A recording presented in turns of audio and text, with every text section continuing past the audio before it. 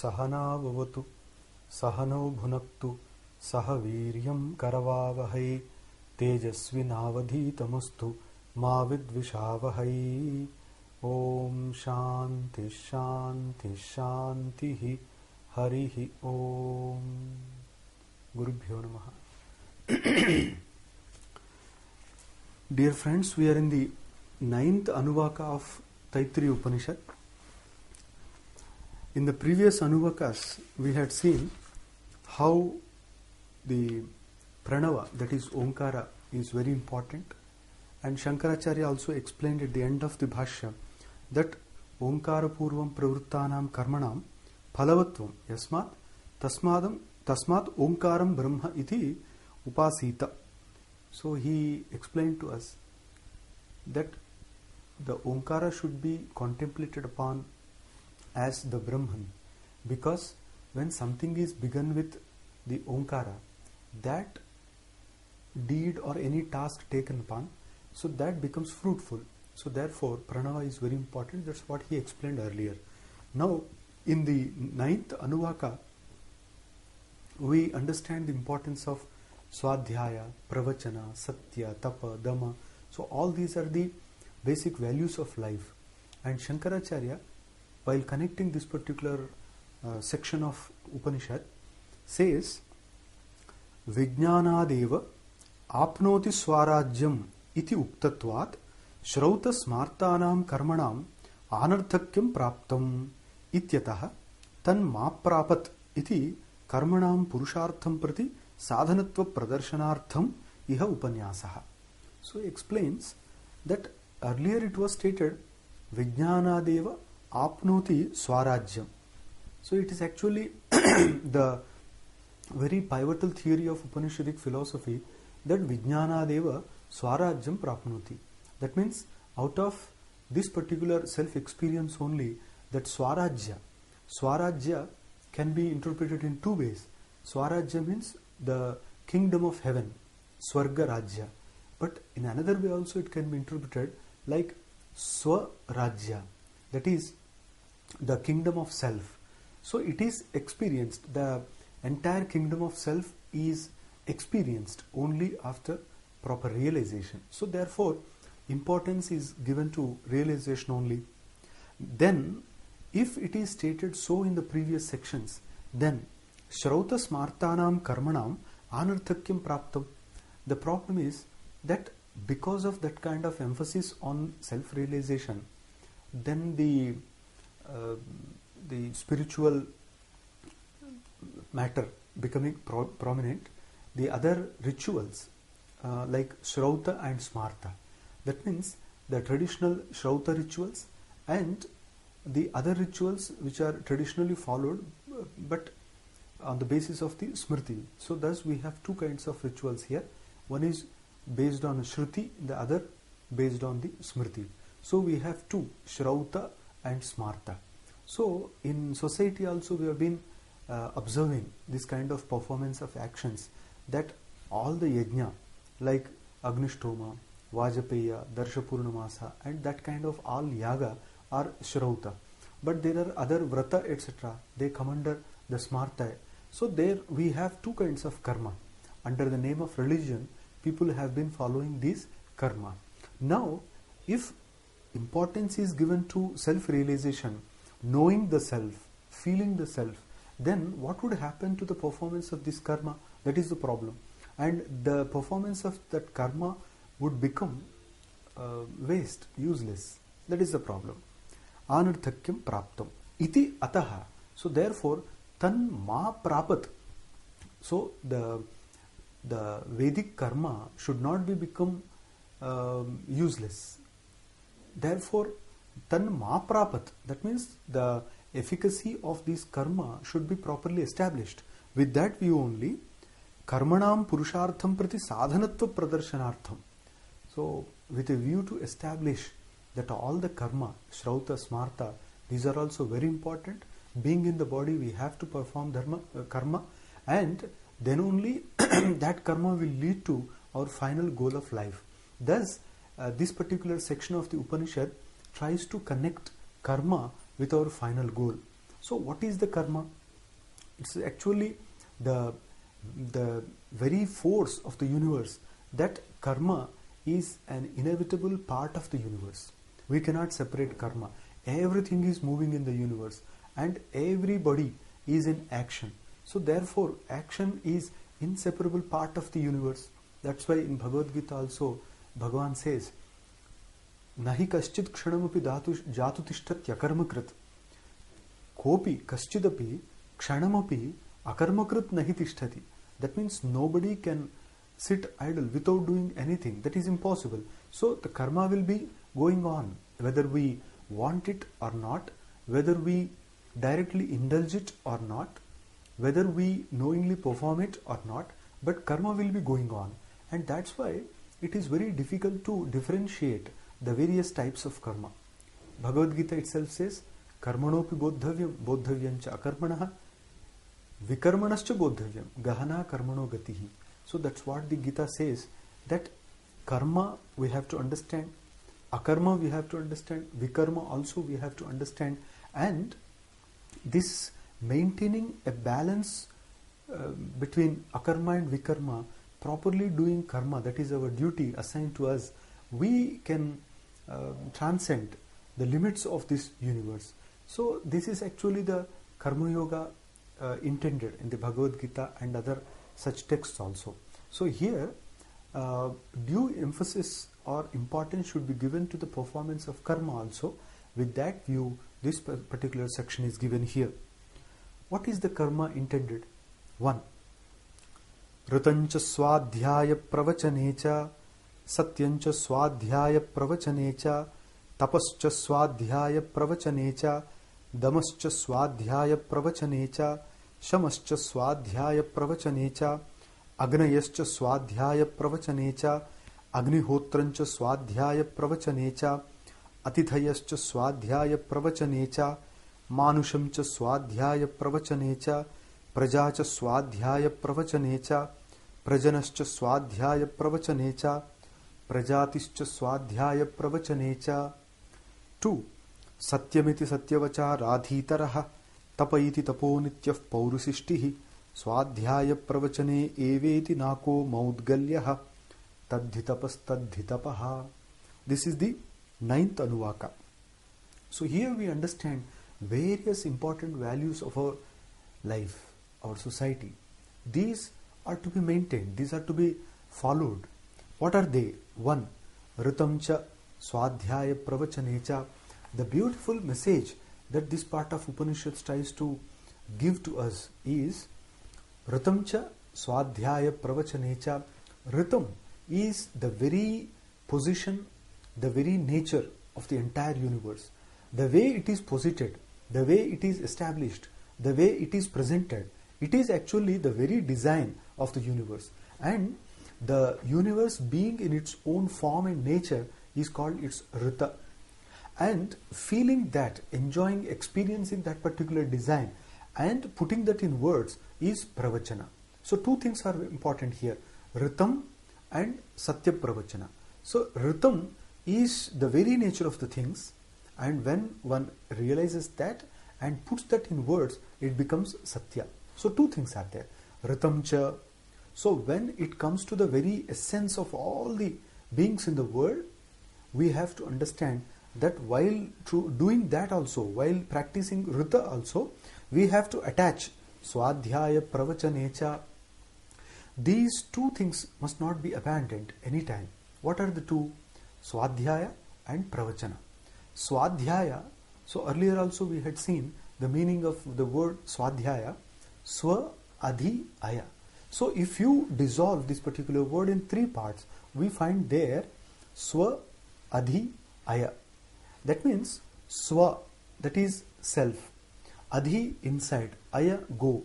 So it is actually Swadhyaya means not sitting alone and reading something, not self-study, but it is actually study of the self, or we should say that is getting into the self. It is not just listening to the scriptures, it is not just hearing somebody saying or making a discourse, but it is actually entering into oneself. And this is true Swadhyaya. and the entire Vedic literature, entire Upanishadic literature, and the entire Advaita and Yoga literature that focuses on this, that is, enter into ourselves. So when a person enters into himself, that is actually Swadhyaya. And whatever helps, whatever text or whatever word that helps one enter into his self, that is called Swa-Adhyaya. So Upanishad, Brahma Sutra, Bhagavad Gita, Yoga Vasishtha, all these are such kind of texts which help us realize the nature of the world, the nature of the self, and which help us get into ourselves. And that's why the study of all these texts is also called Swadhyaya. Okay, it is the very objective of human life, the very purpose of human life, that why are we born? Why have we taken this particular body? That means we should think in this way, that if I am born, if I am found in this particular body, if I have some sensation, then what is the purpose? So the objective or purpose should be very clear. And here, that Swadhyaya intends to take us to fulfill that particular purpose. It is actually realizing ourselves. Know thyself is the mantra here, and that way here Swadhyaya helps us understand our nature and establish in our own form. Now, when a person realizes it and he gets his purpose served completely, but still another part of life is incomplete, that is pravachana. That means a realized person should express his ideas, a realized person should share his ideas, a realized person should impart his knowledge, a realized person should waft the fragrance of his realization, so that many aspirant souls, many longing souls, thriving souls, many souls which are in need of that kind of sacred knowledge will definitely get that knowledge. It is actually a communication between soul and soul. A realized soul is actually helping another soul which requires such realization, which longs for such realization. So only the word being a very direct means to pass on this information or transform this information. The words are used here, the speech is used, and when a person uses the speech to transform his knowledge or impart his wisdom, his realization, and enable the other person to get such kind of realization, it is called pravachana. So two things are there. One is Swadhyaya and another is pravachana.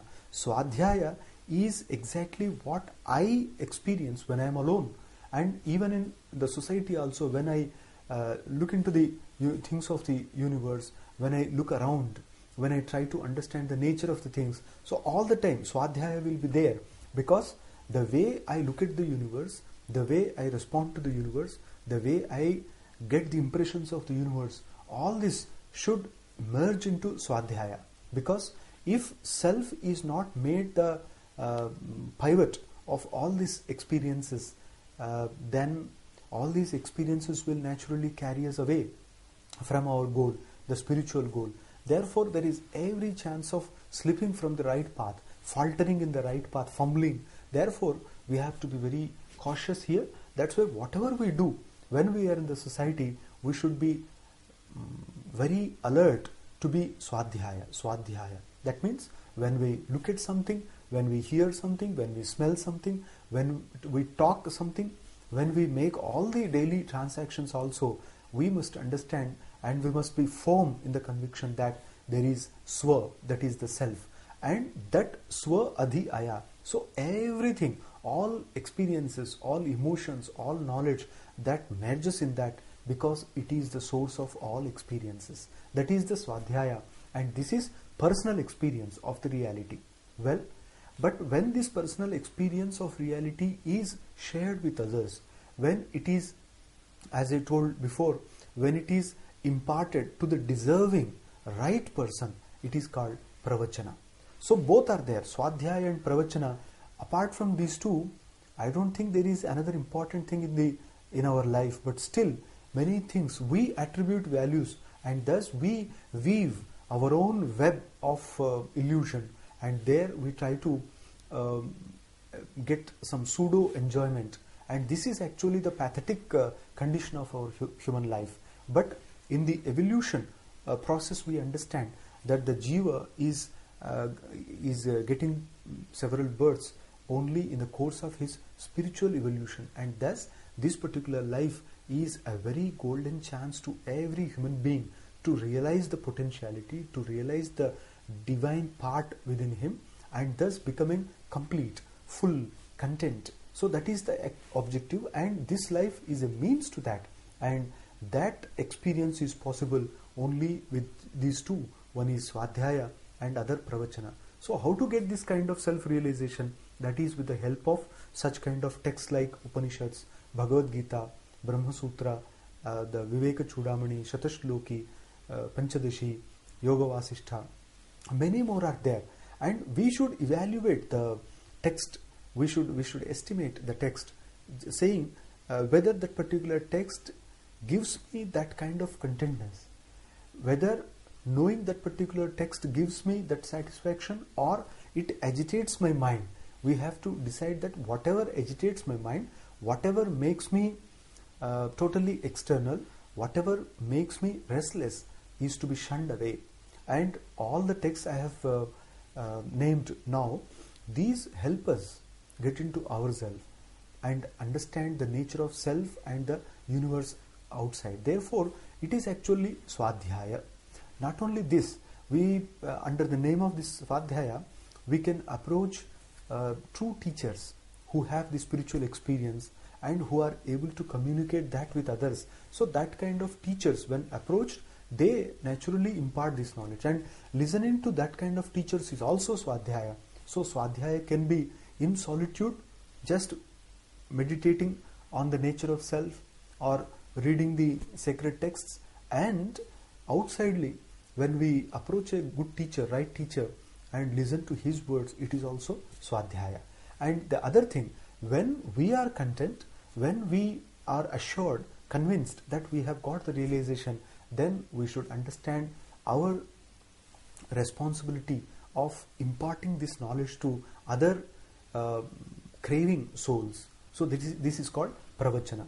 And thus, if everybody meditates for Swadhyaya and uses his speech only for this Pravachana, then the entire world will be peaceful and there will not be any struggles or clashes or strifes. So that's what we understand here. Therefore, everywhere in all kinds of action, these two things are attached. That's what the Upanishad says. Whatever you do, you attach these two. Whatever you do, whatever may be the profession you are in, but don't forget that there is Swadhyaya and Pravachana. So the first thing is Ratam cha Swadhyaya Pravachanecha.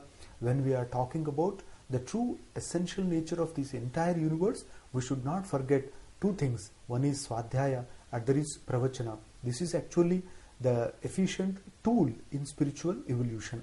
Second, Satyancha Swadhyaya Pravachanecha. And even when we try to put that in words, express in words, so in that particular work also, activity also, we should not forget two things, Swadhyaya and Pravachana. Third, Tapascha Swadhyaya Pravachanecha. Of course, if somebody is indulged in tapaha, tapaha is of three types: physical tapa, mental tapa, and verbal tapa. So we understand that a person performing tapasya is of three types. One, a person performing physical tapasya. Physical tapasya means performing penance physically, like standing on one leg or sitting amidst fires under the sun, scorching sunlight, and performing tapasya, just like what Parvati did in Kumarasambhava. So in order to get Paramashiva as a husband, Parvati sat amidst all the fires, and in midsummer she sat under the sun and she just meditated on Shiva, and therefore she got Shiva as husband. And now this is physical tapasya. Now we observe in the society also, we know great Jaina sannyasins are there and other monks are there. They are very detached and they don't yearn for anything. They don't long for anything. all kinds of attachments are lost. So that kinds of souls are there. They perform this kind of tapasya. They just live on water. They give up all kinds of food also. So this kind of tapasya is Shariram Tapa Uchyate. This is the first kind of physical tapasya. Now we have Vachika, that is verbal tapasya. What is verbal tapasya? Bhagavad Gita also says that verbal tapasya means whatever we understand, we experience that, and then we use the faculty of speech only to communicate the truth, and the speech is only for that purpose. It is called Vangmayam Tapaha. It is Satya, Swadhyaya, and Hita, Mrudu, Madhura. So all these are the conditions there, that when we speak, we should be aware that our words should not hurt others. So if we follow this particular principle in our life, that will be called Vachikam Tapaha, Vangmayam Tapa Uchyate. So this is the second one. That is our words.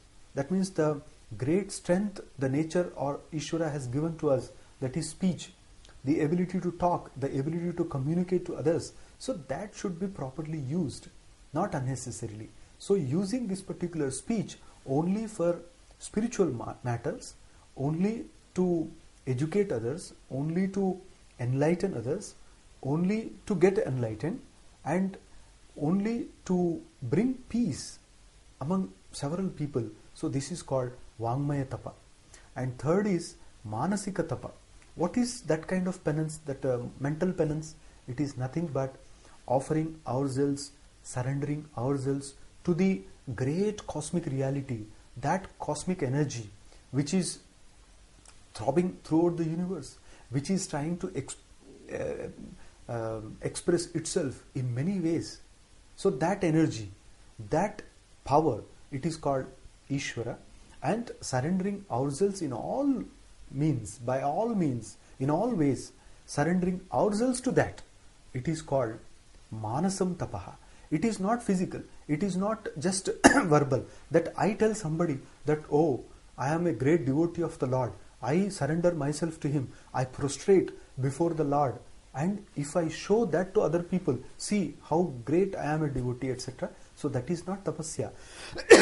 It is in this form that internally I accept the compassion of the Lord, I accept the greatness of the Lord, I accept the love of the Lord, and because of that I surrender myself. So this is called the internal swadhyaya, that is the tapasya. So here tapaha, when we are performing any kind of tapa also, swadhyaya pravachanecha, we should not forget that this particular life is for swadhyaya and pravachana. We experience for ourselves and we impart this to others. So this is learning and teaching. This is experiencing and imparting. So this way, if life is carried on, there will not be any problem at all. With this idea, the Upanishad says, Damascha swadhyaya pravachanecha. What is Dhamma? Dhamma means control of sense organs, the external senses. When we try to control our external senses, it is called Dhamma. Controlling the inner sense organ mind is called Shama. Shama Dhamma. So this is Dhamma here. That means when we try to close our eyes, when we try to close our ears, when we try to be away from the worldly attractions, worldly impressions and influences, so that is called Dhamma. And when we are performing all that, we should not forget that there is Swa, and we are actually trying to get into that. We are trying to get into that energy called Swa. That's why when somebody approached Ramana Maharshi also in Tiruvannamalai, Ramana Maharshi, as he did very often, he told that person also that you think of that. What is the basis of all the thoughts? Whence are these thoughts coming? What is the source? Then all these will settle down, because the source is not that discernible. And when we ponder over that, when we try to search for that, we will be lost inside. That's why there are two ways of realization. One is chinvata, other is majjata. That means either you search for it, you look for it outside, and you seek that. That is jnana marga. But because jnana marga is not easy for all, and there is every possibility of stepping away from that or falling down, the dhyana marga is also prescribed. And in dhyana marga, it is getting inside. So getting outside and searching for that outside is jnana marga, and getting inside and feeling that, experiencing that, is dhyana marga, chinvata, majjatava. So, okay, in our life we try to understand that, experience that, but unfortunately our energies will not be sufficient to do that, and therefore giving up all the efforts, when we surrender ourselves and say, no, I don't want any effort to be put, and when we give up all efforts, that is called actually the sannyasa. And then we become introvert, we turn inside and we start merging into ourselves. And this is in this way that when we are fed up with the vicissitudes of the world outside, then we get into ourselves, and the matter will not affect us no more, no. The matter will not influence us no more, no. And then we slowly get into ourselves, and this is the dhyana marga. So if we are efficient, if we are strong enough to do that, then jnana marga is okay. But in jnana marga, jnana may lead to ahankara, that is ego, and there is every chance of getting away from the goal. Therefore our sages have wisely recommended to us, go with dhyana marga, go with bhakti marga, karma marga, because all these are to balance our pace or to harmonize the way there. So this way all the yogas have been prescribed. So here it says, when we are performing this dhamma, when we are trying to control our external senses, because it is the first step of yoga, that we have to control our external senses, because the senses are very powerful, they will carry us away from the right path. And that's why somewhere it is stated, indriyani pramathini haranti prasabham manaha. In the Bhagavad Gita it is stated, indriyani pramathini. That means the senses are very strong, because the senses are guided and goaded by our previous impressions accumulated through several births. We are not aware of that, because the more we get into the deeper state of meditation, the more we will be aware of this kind of thing, that this is only a passage, this is only a course, and we are passing through this janma also. We have taken several janma, and we will be taking several births also. That we can get only when we get into deep meditation. But mostly it is not possible, therefore we are not aware why we are doing this. And all the impressions which are accumulated inside somewhere deep, they actually create something called mind, and they will be functioning through these. That's why my eyes look at something beautiful, because my deep impression, vasana, that activates my eye. So therefore I am not to find fault with the eyes, I cannot find fault with my ears, I cannot find fault with my entire body, because this is only a sadhana, a tool, a means, an instrument. But it is after all my impressions, my vasana and samskara, which carry me there. Therefore here, when I try to control my sense organs, that is external sense organs, understand that I am in the first step towards spiritual progress. This is dhamma. And then after controlling all my external senses, I will have to go for control of mind also. Mind is called, that is internal sense organ, antahkarana, and controlling my vasana, controlling my samskara, controlling my emotions, controlling my mind. So that is actually shama.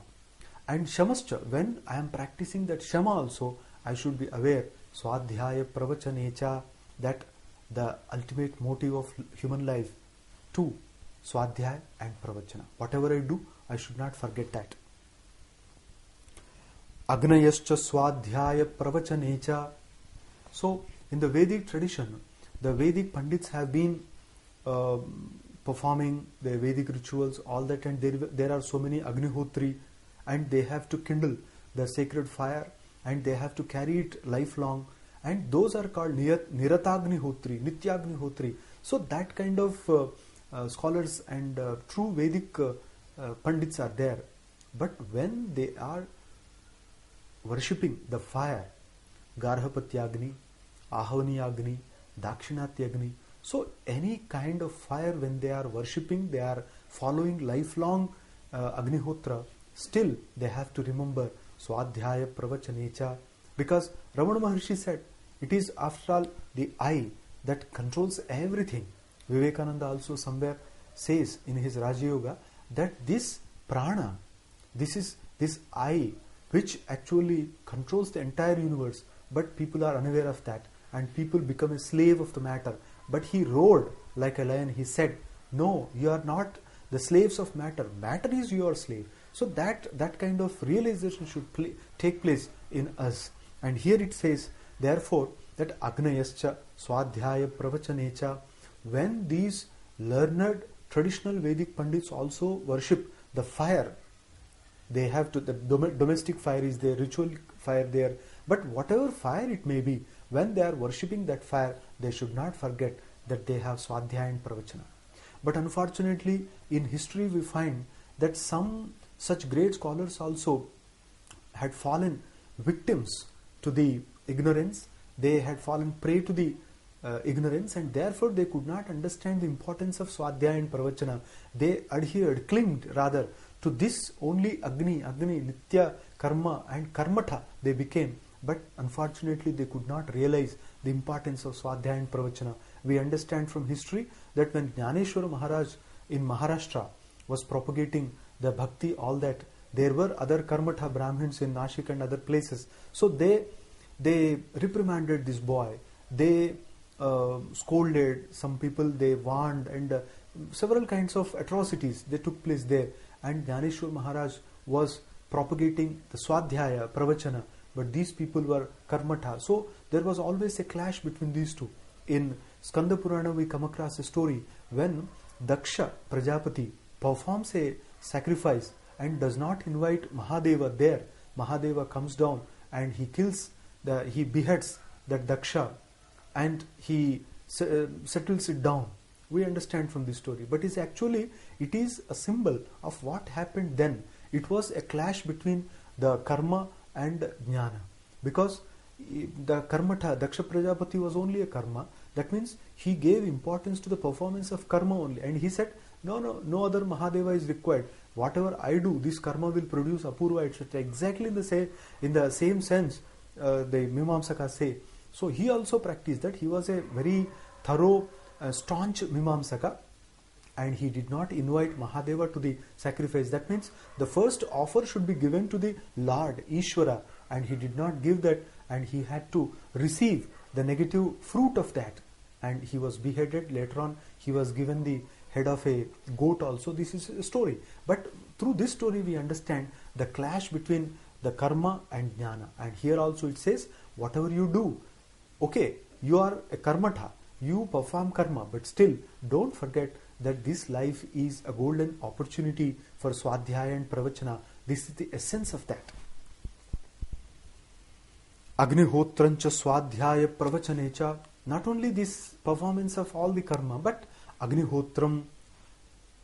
Agnihi huyate atra iti Agnihotram. So when they say Agnihotra, Nirata Agnihotra, etc., that is actually worshipping the fire, and it begins after Upanayana, it continues, lifelong it continues. So that is the greatness of fire felt in the Hindu tradition. And here, when a person performs Agnihotra also, Swadhyaya Pravachanecha, he should not forget these two, Swadhyaya and Pravachan.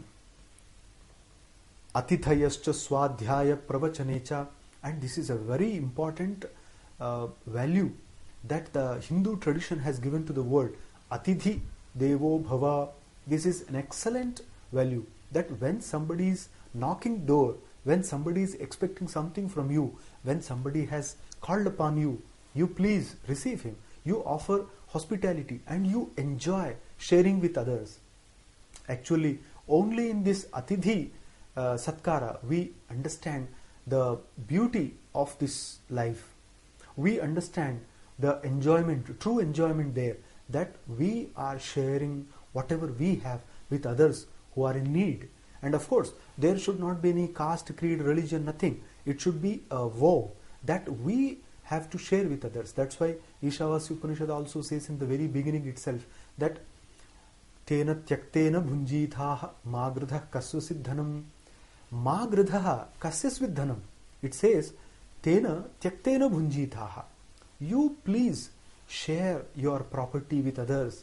Tyaga, because you are not to be the final permanent custodian of this, because all the material wealth, everything in the universe, that will be here only.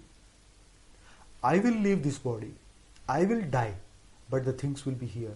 The buildings I have constructed, the property I have accumulated, the vehicles I have purchased, the people I have been associated, all this will remain here. But the soul here, that energy will leave the body. Then when everything is only temporary, when my association with that is only my mental fabrication, when the buildings, the vehicles, the other property remains here only, why should I bother about that? Then I should remember, I should realize that I am only a temporary guest in this particular universe, on this earth, and I will be in contact with these as long as the prana remains here in my body. So therefore, I am not a permanent owner of anything. Nothing is mine. Because this me, this I, this particular aham atma, so this atma is the energy bubbling. And because it is full in itself, it doesn't require anything. Nothing can bring fullness to that, and nothing can remove anything from that. It is always Purnamadav Purnamidam Purnat Purnamudachyate. So that is the very nature of the self. Therefore, I cannot long for anything, I cannot deplore for anything, I cannot cry for anything. So this is the completeness of my life. So therefore, in this particular life, we have to understand the beauty of Atithi Satkara. Atithi can be in the form of a human being, in the form of an animal, in the form of a bird, in the form of even a small ant also. Because it is Atithi, it has come to us and it is expecting something from us. And I should feel proud, I should feel elated with pride, elated with joy that this life has given me this particular capability to share this with others. And this immense joy makes me totally elated. And I have taken a few steps ahead in my spiritual progress. That should be the idea. Therefore, we should offer hospitality to the guests. We should look into their matters. We should attend to them. So this is actually the secret of Atithi Seva. And he says here, the Vedics here, Atithayascha Swadhyaya Pravachanecha. That means when I am attending to my guests, when I am taking care of my guests also, I should not forget that Swadhyaya and Pravachana, both are very important there. In Mahabharata, Adiparva itself, we come across the story of Mudgala, sage Mudgala. Vyasa Maharshi explains there, Mudgala Maharshi was a very detached soul, a pious, chaste soul. He did not have any selfish motive. With his family, he was practicing a very rare vratam, vow, called Shilavrata, Unchavrata. That means he used to collect the fallen grains, rice grains, fallen in the fields. He used to collect them and he used to cook them fortnightly. That means once in 15 days. That means monthly twice. Once after 15 days. He used to cook that. He used to prepare food and he used to wait for guests. And after sharing with them, after offering that particular food to the guests only, he used to have it with his family. That was his vow. Then what happened? Once a person came in the disguise of a very mad, rustic person, and that person ate away everything. And that continued for several weeks, and still Mudgala Maharshi was firm on his decision. He did not change his mind. And on the last day, the person came there, ate away everything, and asked Mudgala Maharshi, "Are you not disturbed? Are you not angry with my action? Don't you want to scold me? Don't you want to stop me hereafter?" Then Mudgala Maharshi said, "No. You are my guest. You are my Atithi. And it is my great fortune that you have chosen my house. You have come to me. So it is my fortune. Please accept my hospitality. Please don't ask any questions." And that person then assumed his own form and said, "I am Durvasa Maharshi, and I came here all these days. I was testing you. I came here to test you. Please ask some boon." Then Mudgala Maharshi said, "I don't deserve anything. I want to be firm in my dharma, that's all." Then from Swarga, the messengers of God also come. They welcome this sage Mudgala to heaven. They say, "We invite you to the heaven. You enjoy all the heavenly pleasures there." Mudgala, with a smile on his face, says, "What is there in Swarga? I heard that even after getting Swarga, a person falls from that. If that is the final state of Swarga, I don't require that. If Dharma is going to give me the eternal peace, then I will follow Dharma only, not this kind of pleasure." And that was the firmness. And through this story, Vyasa Maharshi wants to acquaint us with the Atithi Satkara, the importance and value, highness of that particular hospitality, offering and honoring guests. So when somebody practices that, one should not forget that it is Swadhyaya and Pravachana that are very important in his life. Then Manusham cha Swadhyaya Pravachanecha. Not only that, being in human body, we are supposed to do several things. And when we are making all the transactions, when we are carrying out our duties in any way, as a father, as a son, as a husband, as a teacher, as a student, as a merchant, or any profession, anywhere, but as a human being, when we are carrying on our duties, then that Manusham Swadhyaya Pravachanecha, then that person should not forget that Swadhyaya and Pravachana are very important there. That means he may be a businessman, he may be an executive, he may be a salesman, he may be a pilot, he may be a driver, he may be a conductor, he may be a teacher, he may be a student, he may be a dancer, he may be any artist. But still, while doing all these, one should be aware of this, that I should be known. This Swadhyaya. And if I am convinced of my experience, I should tell others that this is the essence of human life. And these two are to be attached every time, everywhere. Praja cha Swadhyaya Pravachanecha. Praja, that means when we are moving with our praja, that is issues, also we should not forget these two. Prajanancha Swadhyaya Pravachanecha. Not only that, when we are participating in the act of procreation, that means the bodily act of producing children, so that way also we should not forget that the soul is doing everything.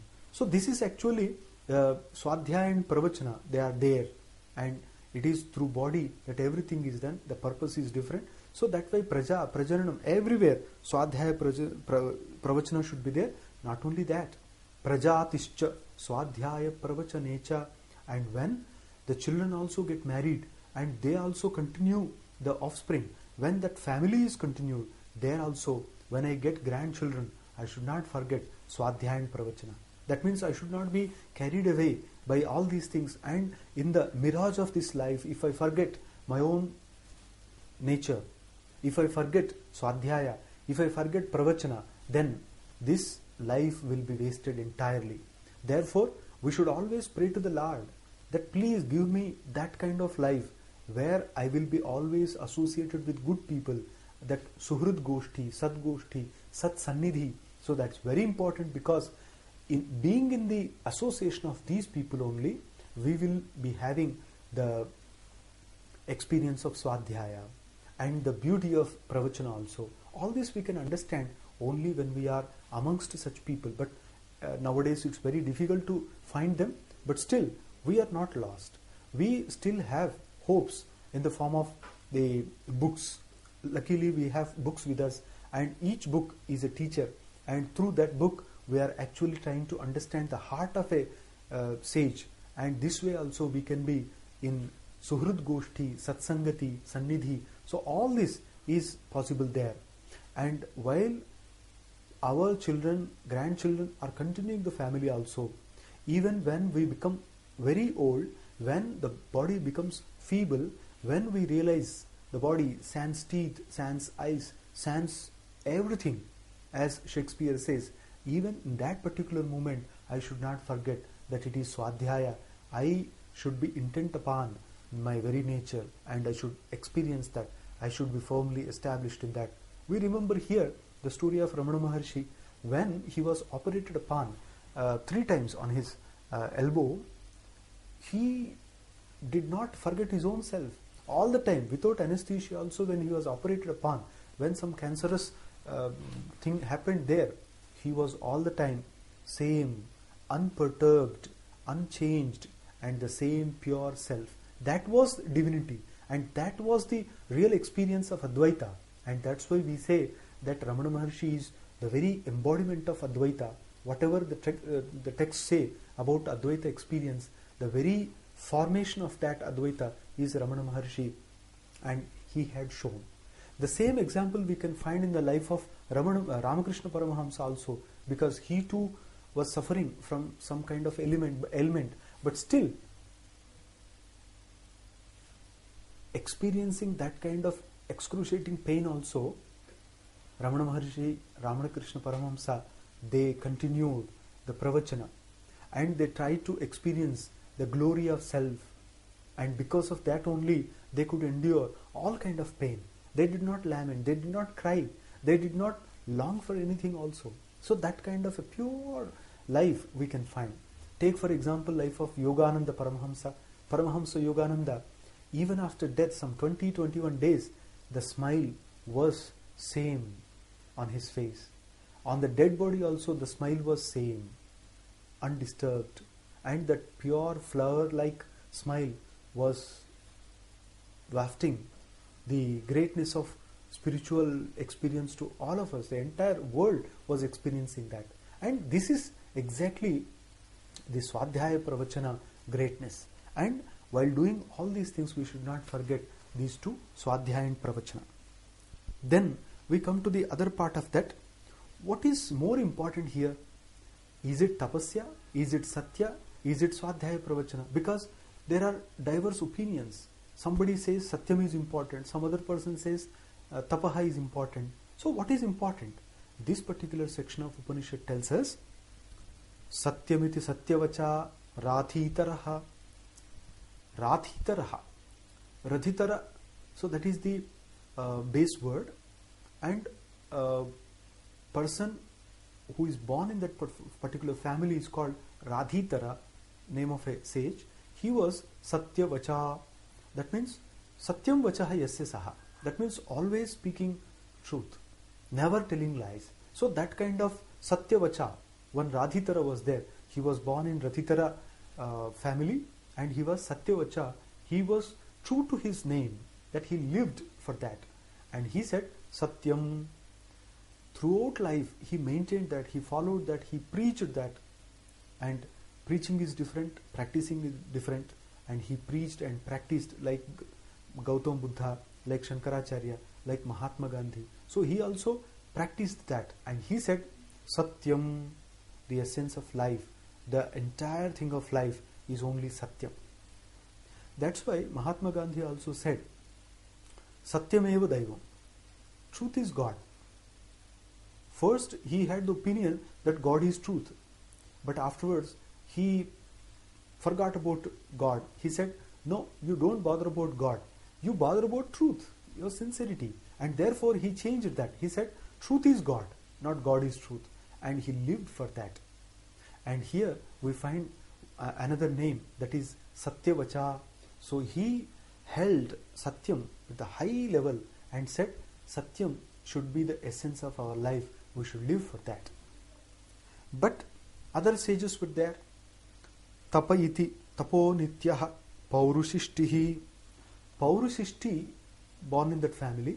Tapo Nityaha, who was always performing tapaha. As we said, three kinds of tapa. He said, tapaha. Our true life should be tapasya only.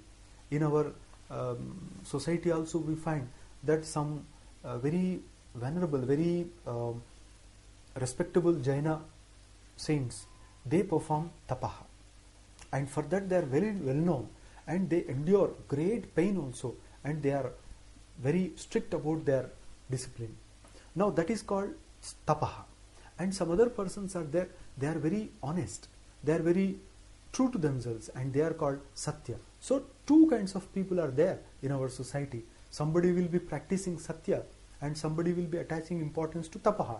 So both way the final goal of life can be achieved. But another sage comes forward. His name is Maudgalya, that is born in the family of Mudgala, and he was Nakaha. What does he say? He attaches importance to two things: Swadhyaya Pravachane Tapaha. What is that? Swadhyaya Pravachane Eva Iti Nako Maudgalyaha. That blessed, that joyful Mudgala Maharshi's descendant, Maudgalya, he says, Swadhyaya Pravachana alone are important. Swadhyaya Pravachana alone. And endorsing this particular view of Maudgalya, this Upanishad says, Tadhi tapas tadhi tapaha. Yes, that alone is tapasya. That alone is tapasya. What? Swadhyaya Pravachana. So the entire section gives importance to Swadhyaya and Pravachana. This is the way of life, this is the purpose of life, and this is the end of life. That Swadhyaya and Pravachana. We get into ourselves to collect the honey of spiritual experience, self-experience, like honey bees, collecting the honey from several flowers throughout the day, collecting the honey. And we also get into ourselves and collect the honey, but we do not store for ourselves. Like the honey bees, we give to others, and collecting the honey is Swadhyaya, and sharing that with others is Pravachana, and thus we enjoy the nectar-like message of Upanishads only when we find the value of Swadhyaya and Pravachana. Because everybody in the universe, whether he is an Indian or a foreigner, whether he is a learned person or an ignorant person, whoever he may be, whether he is a rich person or a poor person, in whatever profession he may be, but if he understands the importance of Swadhyaya and Pravachana, I think most of the social problems will be removed. There will not be any inequality at all. And that Swadhyaya Pravachana should be taken as the motto of the government also, and especially all the governing bodies, the officers, the leaders, and these people should be taught the values of Upanishads in this way, that everybody should be enlightened in the spiritual path of Swadhyaya and Pravachana. You get into yourself through the way of dhyana or any other method, but you experience the glory of self. You experience first. This is Swadhyaya, and once you experience that, you will not be content there. You will not stay there unless you talk it to others, unless you share it with others. That's exactly what happened with Gautama Buddha also. Lord Buddha experienced the great secret of life, and he was content, and he did not have any other purpose of he did not see any other purpose of human life, and then he was about to leave his body content. Then a sage appeared before him and said, you realized your purpose is served, the purpose of your life is served, of course, but what about others? There are many souls, there are many in need of that kind of knowledge, so you impart that, you share that, and you hereafter give discourses on this only. And thus Buddha thereafter made his entire life as a mission to expand this knowledge, to enrich everybody with this knowledge. So that kind of tapasya was there, and that is Swadhyaya and Pravachana. So when Lord Buddha also practiced, Ramana Maharshi and all this, that's our fortune, that this land, this particular land has given birth to this kind of souls. Of course, we have similar great souls outside also, like Jesus Christ, he was a great yogi, so he also imparted this knowledge. And other souls are there, but whoever it may be, wherever it is, but this importance of self-realization and sharing this realization with others should be the motto of that. So that is Maudgalya Maharshi's principle of life. And when he said Swadhyaya Pravachane Eva, not Satya Tapaha, okay, they are there, but Swadhyaya and Pravachana should be the ultimate goal of human life. When Maudgalya said that, the Upanishadic seer also says, yes, Tadhi Tapaha, that is indeed Tapasya. Tadhi Tapaha, that indeed is Tapasya. Why is it repeated here? The repetition is to emphasize on the greatness of this statement. Tadhi tapas, tadhi tapaha, that verily is tapasya. That means what people practice under the name of tapasya out of ignorance is not real tapasya. It is not simply torturing our body. It is not simply practicing something orally or verbally. It is not something just thinking, but it is actually practicing. And that is Swadhyaya and Pravachana. So all the other kinds of tapasya will merge into that, will become one with that. Therefore, Swadhyaya Pravachana eva tapaha. So this alone is tapasya. Thus the Upanishad says, and thus ends the first part of 9th Anuvaka of this Upanishad. So here we stop and we continue in the next class with Shankara Bhashya. Om Shanti Shanti Shanti Harihi Om.